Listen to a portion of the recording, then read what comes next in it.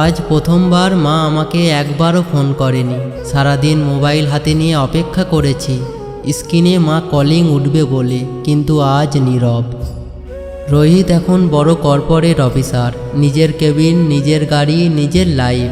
মা আগের মতো আর কিছু চায় না, শুধু দিনে 2-3 বার ফোন করে জিজ্ঞেস করে খেয়েছিস, কাজের চাপ বেশি না তো।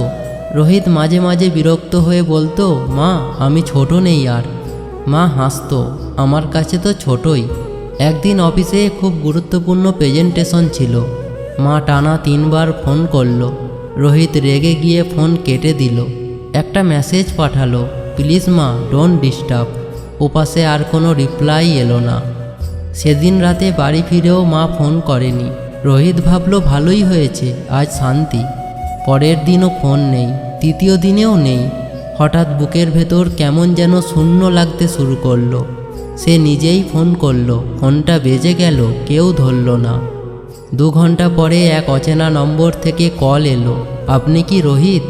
আপনার মা 3 দিন আগে হাসপাতালে ভর্তি হয়েছেন, হার্টের সমস্যা। রোহিতের হাত কাঁপতে লাগলো, কিন্তু উনি তো কিছু বলেননি। ওপাশ থেকে উত্তর এলো, উনি বলেছিলেন ছেলেকে এখন জানাবেন না, ও খুব ব্যস্ত। হাসপাতালে গিয়ে রোহিত দেখল মা চুপচাপ শুয়ে আছে। চোখ খুলে শুধু একটা কথাই বলল, তুই তো ব্যস্ত ছিলি, তাই বিরক্ত করিনি। রোহিত ভেঙে পড়ল, মায়ের হাত ধরে বলল, মা একটা কল করলেই তো আমি আসতাম।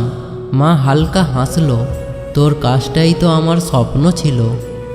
আমরা যখন বড় হই ভাবি মা আমাদের বিরক্ত করছে, কিন্তু একদিন যখন ফোনটা চুপ হয়ে যায় তখনই বুঝি ওই বিরক্তটাই ছিল সবচেয়ে বড় ভালোবাসা।